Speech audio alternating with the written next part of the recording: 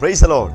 ஆண்டவரும் இரட்சகருமாய் இருக்கிற இயேசு கிறிஸ்துவின் நாமத்தினாலே தினம் ஒரு தீர்க்க தரிசனம் என்கிற தேவனுடைய வார்த்தைக்கு உங்களை வரவேற்கிறோம். தீர்க்க தரிசனம் என்பது தேவ ஆவியால் அருளப்பட்ட தேவனுடைய வாக்குத்தத்தமான வார்த்தை மாத்திரமே. இந்த நாளுக்குரிய தீர்க்க தரிசனமான வார்த்தைகளை வாசித்து நாம் செபிக்கலாம். சங்கீதம் 113வது சங்கீதம் அதனுடைய 7வது வசனத்தை நான் வாசிக்கிறேன். அவர் சிறியவனை புழுதியிலிருந்து தூக்கி விடுகிறார், எளியவனை குப்பையிலிருந்து உயர்த்துகிறார். கர்த்தர் இந்த வார்த்தைகளை நமக்கு ஆசீர்வதித்து தருவாராக.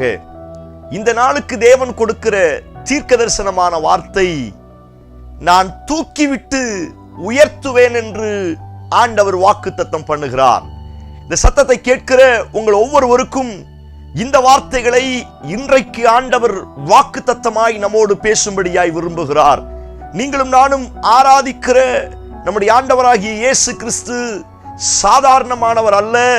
அவர் இன்றைக்கும் என்னை தூக்கிவிடவும், தூக்கிவிட்டதற்கு பிற்பாடு என்னை உயர்ந்த அடைக்கலத்தில் வைக்கவும் அவர் வல்லமை உள்ளவராய் இருக்கிறார். நமக்கு எதிராளியாய் இருக்கிற சத்துரு, அவனுடைய எண்ணங்கள், அவனுடைய யோசனைகள் எப்பொழுதுமே என்னை கீழே விழ வைத்து விட வேண்டும் அல்லது குழியில் தள்ளிவிட வேண்டும். நான் உயர்ந்த இடத்திற்கு போகக்கூடாது, நானும் என் குடும்பமோ நெக்ஸ்ட் லெவல்ல போகக்கூடாதுன்னு இன்றைக்கும் ஒரு கூட்ட சத்துருக்கள், சில மனுஷீக வல்லமைகள் நம்மை சுற்றிலும் மிகவும் பொறாமையோடு, துர்க்குணத்தோடு, சதித்திட்டங்களோடு ஒரு கூட்ட ஜனங்களும் சில அசுத்த வல்லமைகளும் நமக்கு விரோதமாய் போராடி கொண்டிருக்கிறது.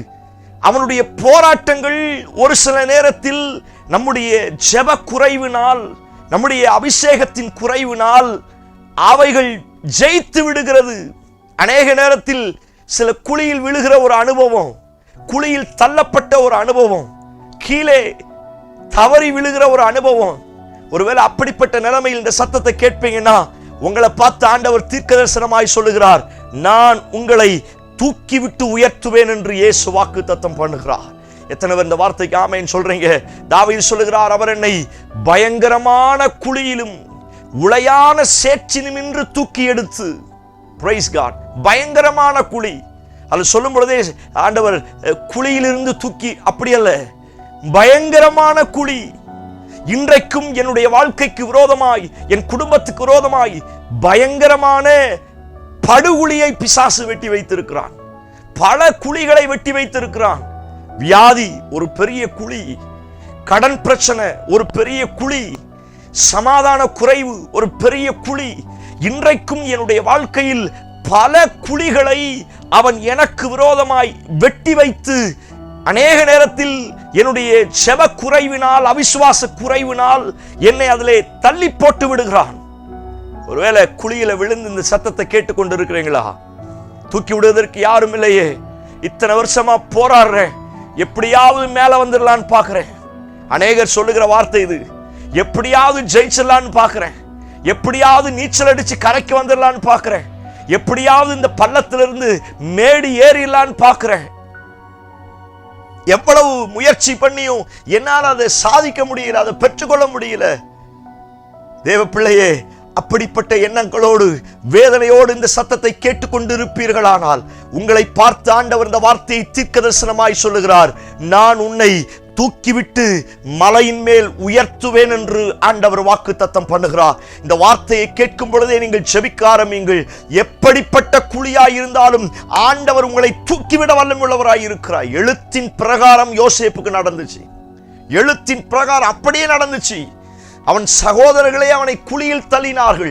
எந்த சகோதரன் அவனை குழியில் தள்ளினார்களோ அதே சகோதரர்களை வைத்து கர்த்தர் அவனை மேலே கொண்டு வந்தார். இந்த சத்தத்தை கேட்கிற உங்களுக்கு இந்த வார்த்தை ஆண்டவர் தீர்க்க தரிசனமாய் சொல்லுகிறார், யாரால் நீங்கள் தள்ளப்பட்டீர்களோ, எவைகளால் நீங்கள் கீழே தள்ளப்பட்டீர்களோ, அந்த குழியிலிருந்து நான் உன்னை தூக்கி விடுவேன். அது என்ன குழியா இருந்தாலும் சரி, அது பாவமா, சாபமா, அந்தரவாதமா, பிழிசுரியமா, வியாதியா, வறுமையா, தோல்வியா, அது எப்படிப்பட்ட குழியா இருந்தாலும் நான் உன்னை தூக்கி விடுவேன் என்று இயேசு வாக்குத்தத்தம் பண்ணுகிறார். தீர்க்க தரிசனத்தில் வாசிக்கிறோம், தண்ணீர் இல்லாத குழியில் இருந்து நான் அவர்களை விடுதலை பண்ணுவேன். தண்ணீர் இல்லாத குழியில் தவித்துக் கொண்டிருக்கிறீர்களா? இயேசு உங்களை பார்த்து தீர்க்கதரிசனமாய் சொல்லுகிறார், நான் உன்னை என் ரத்தத்தினால விடுதலையாக்குவேன். தண்ணீர் இல்லாத குடியில் அகப்பட்ட என் பிள்ளைகளை உடன்படிக்கையின் ரத்தத்தினால் விடுதலை பண்ணுவேன் என்று இயேசு வாக்குத்தத்தம் பண்ணுகிறார். பிரியமான தேவனுடைய பிள்ளைகளே, நீங்கள் எந்த குழியில் தள்ளப்பட்ட நிலைமையில் இருக்கிறீர்கள்? தானியேல் சிங்க கெபிக்குள், சிங்க குழிக்குள் தள்ளப்பட்டான். சாத்ராக், மேசாக், ஆபேத்நேகோ அக்கினி குழிக்குள் தள்ளப்பட்டார்கள். தேவ பிள்ளையே, சகோதரனே, சகோதரியே, நீ எந்த குழியில் தள்ளப்பட்டாலும் உங்களுக்குள்ள ஒரு அசைக்க முடியாத நம்பிக்கை வரட்டும். நாங்கள் ஆராதிக்கிற எங்கள் இயேசு எங்களை தூக்கிவிட்டு உயர்த்த வல்லமுள்ளவராய் இருக்கிறார். ஓ பிரைஸ் காட். இந்த வார்த்தையை சொல்லி நீங்கள் செபிக்க செபிக்க பரலோகத்திலிருந்து தேவன் தம்முடைய கரத்தை நீட்டி உங்களையும் உங்க பிள்ளைகளை ஆண்டவர் தூக்கிவிட போகிறார். யாருக்காய் ஜெபித்துக் கொண்டிருக்கிறீர்கள்? எதற்காய் ஜெபித்துக் கொண்டிருக்கிறீர்கள்? யாருக்கு இந்த சத்தத்தை கேட்கும் பொழுது ஜெபித்தாலும் அவர்களை கர்த்தர் தூக்கிவிட போகிறார். உங்க பிள்ளைகளா இருக்கலாம், உங்க கையின் பிரயாசமா இருக்கலாம், உங்க பிசினஸா இருக்கலாம், உங்க கணவன் மனைவி, உங்க உறவுகள் யாராய் இருந்தாலும் சரி, அந்த பயங்கரமான குழியில, அந்த ஸ்தோத்திரம் தண்ணீர் இல்லாத குழியில, அந்த சிங்க குழியில, ஸ்தோத்திரம் அந்த ஸ்தோத்திரம் எரிகிற அக்கினி குழியில நான் அவர்களை தூக்கி விடுவேன். Praise God. ஆண்டவர் தூக்கி விட போகிறார். நம்பிக்கையோடு ஆமென் சொல்லுங்க. ஏதோ தூக்கி விடுகிறது மாத்திரமல்ல, தூக்கி விட்டதற்கு பிற்பாடு அதற்கு நேர் எதிராக நான் எவ்வளவு ஆழத்துல போனேனோ அதற்கு நேர் ஆப்போசிட்டாக என்ன மலையின் மேல கர்த்தர் வைக்க போகிறார். மலையின் மேல் இருக்கிற பட்டணம் மறைந்திருக்க மாட்டாது என்று வார்த்தை சொல்லி இருக்கிறது அல்லவா? கண்மலையின் மேல உன் அடிகளை நான் உறுதிப்படுத்துவேன் என்று சொல்லி இருக்கிறார் அல்லவா? இந்த சத்தத்தை கேட்கிற தேவ பிள்ளையே, எந்த இடத்துல நீ விழுந்தாயோ அதே இடத்துல ஆண்டவர் உன்னை தூக்கிவிட்டு உயர்த்த வல்லம் உள்ளவராய் இருக்கிறார். யோசேப்பை கர்த்தர் உயர்த்தலையா? தானியேலை கர்த்தர் உயர்த்தலையா? அவங்களை எல்லாம் குழியிலிருந்து தான் கர்த்தர் தூக்கி உயர்த்தினார். ஆமென் சொல்லி அப்படியே கர்த்தருக்கு மகிமையை செலுத்துங்க. நீங்க ஆமென் சொல்ல சொல்ல ஸ்தோத்திரம், தேவனுடைய கரம், நீங்கள் ஆராதிக்கிற இயேசு உங்களை தூக்கிவிட போகிறார். Price God. மறுபடியும் கன்ஃபஸ் பண்ணுங்க. அப்பா என்னை தூக்கி விட்டு உயர்த்துவார், என் பிள்ளையை தூக்கி விட்டு உயர்த்துவார், என் பிசினஸை தூக்கி விட்டு உயர்த்துவார், என் எதிர்காலத்தை தூக்கி விட்டு உயர்த்துவார். நீங்கள் எவைகளெல்லாம் அறிக்கை செய்கிறீர்கள், நான் சொல்லுகிறேன், இது ஏதோ கட்டுக்கதை வார்த்தை அல்ல, கதை புஸ்தகத்தின் வார்த்தை அல்ல, செய்தித்தாள் அல்ல. இந்த வார்த்தைக்கு ஜீவன் இருக்கிறது. இது தேவனுடைய வார்த்தை, இது தேவ ஆவியால் அருளப்பட்ட எழுதப்பட்ட வார்த்தை. இந்த வார்த்தையை சொல்ல சொல்ல ஸ்தோத்திரம் நீங்கள் பிழைப்பீர்கள். ஸ்தோத்திரம். இந்த செய்தியை கேட்கும் பொழுது இப்படி சொல்லி ஜெபம் பண்ணுங்க. தூக்கி விட்டு உயர்த்துகிறவரே, என்னை தூக்கி விட்டு உயர்த்துங்கப்பா. இந்த மாதத்தின் கடைசி நாட்கள்ல நான் வந்திருக்கிறேன், நீங்க என்னை தூக்கி விட்டு உயர்த்துங்கப்பா. நீங்கள் செபிக்கும் பொழுதே தேவனுடைய கரம் இன்றைக்கு விசேஷமாய் உங்கள் மேல் இறங்கி வரப்போகிறது. என்னோடு கண்களை மூடி செபிக்க ஆரம்பியுங்கள். Praise God in Jesus name. இயேசுவே, இந்த சத்தத்தை கேட்கிறேன் ஜனக்கூட்டத்திற்காய் வருகிறப்பா.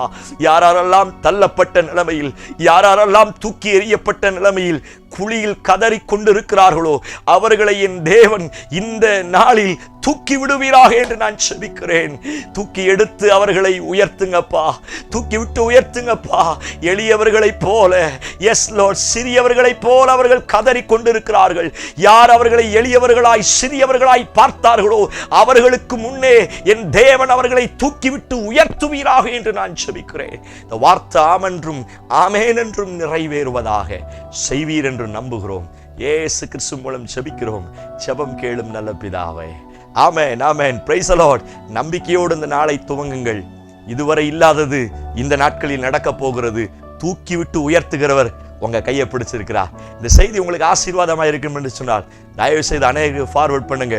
அநேகரை கர்த்தர் அநேக குழியிலிருந்து தூக்கி விட வல்லமையுள்ளவராக இருக்கிறார். ஆமென். Praise the Lord. God bless you.